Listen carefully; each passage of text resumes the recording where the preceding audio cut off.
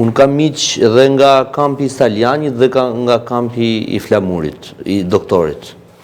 Dhe njërën palë e motivon, e karikon ai që kanë për lider, palën tjetër, pra nuk di ta them këtë.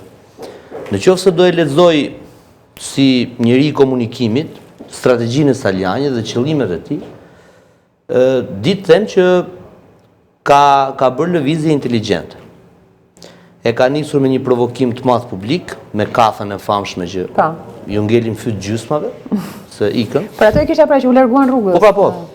Pra po ta shohësh për njerëzit që na ndjekin, po ti bësh një skaner nga momenti i kafës deri tek para 33 minutash kur tha po do kandidoj përballë doktorit, po ti bësh një skaner e kupton se lëvizja e Saljanit ka qenë e kalkuluar, ka qenë me qëllime strategjike të qarta, ka qenë organizuar dhe e planifikuar shumë mirë dhe sigurisht këtë e bën një njeri i cili ka karakteristika lideri dhe sigurisht ka dhe një skuadër jo të shpallur, por njerëzish me të cilët, siç sa për shembull më herët që kemi për kauza, kemi diskutuar dhe me Lubonjën apo me...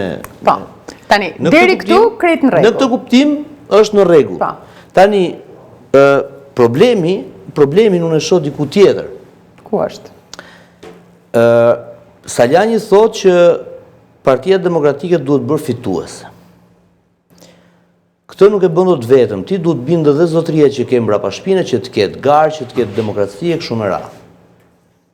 Risku është që ai zotëria mbrapa shpinës tënde të mos e lejoj të garë dhe dukshëm nuk do e lejoj, unë besoj se ti nuk do kandidosh dot dhe të bën shumë mirë ty, po është debat tjetër. Sepse e faktorizon, ajo që po thonin pak më pak. Të bën shumë mirë, sepse e pare herë nuk do jesh humbës përballë doktorit, do jetë ai përballë teje që nuk pranon të ketë ngarë.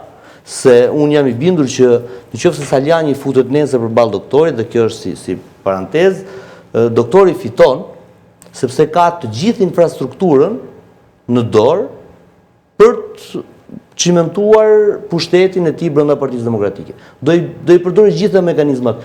Nuk e ka infrastrukturën, nuk e ka ushtrinë, mund të ketë frymën, mund të ketë të rinjt, mund të ketë mbështetjen publike, por jo atë. Tani çfarë ndodh?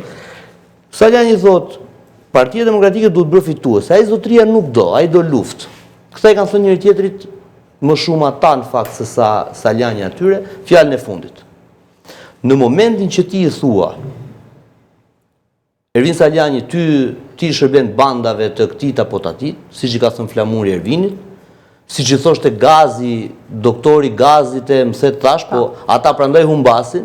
Në këtë moment, në qoftë se nesër Saljani bashkohet me ta, praktikisht këtu nuk ka më moral dhe ky digjet politikisht.